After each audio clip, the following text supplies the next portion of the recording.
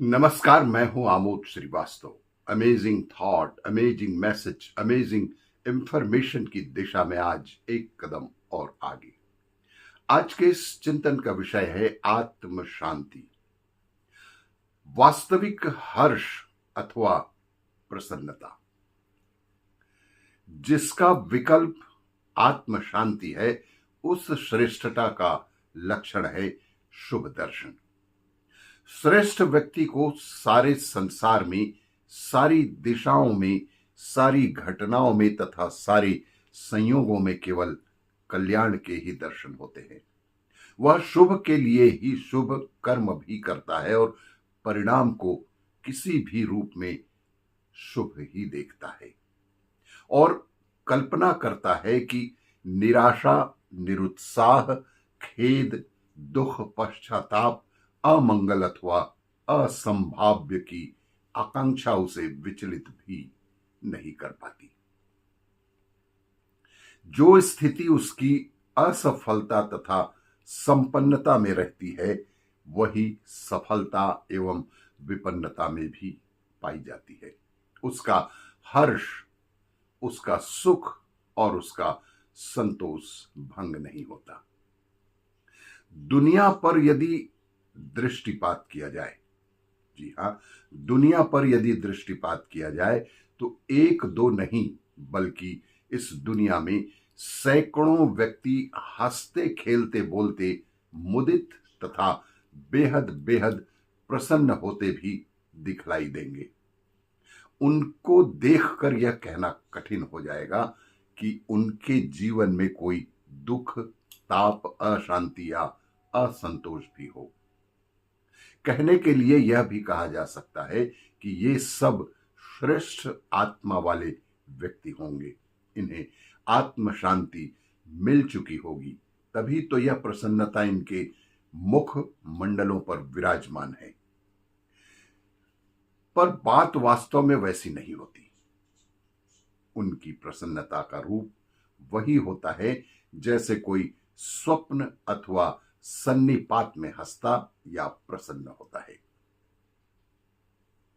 उनकी वह प्रसन्नता मौलिक नहीं होती।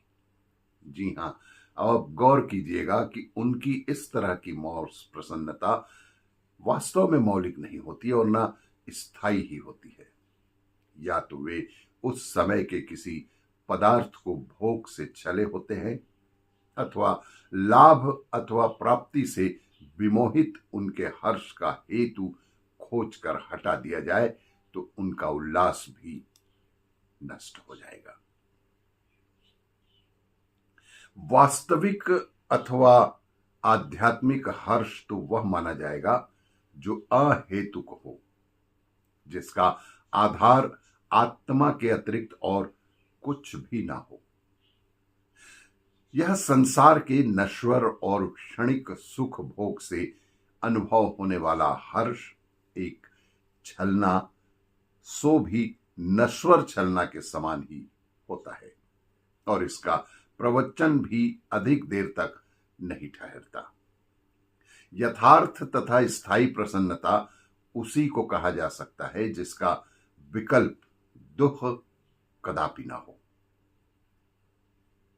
आज किसी को व्यापार में लाभ हुआ है, किसी का विवाह हुआ है अथवा किसी को पुत्र की प्राप्ति हुई है, वह प्रसन्न तथा हर्षित दिखलाई देता है।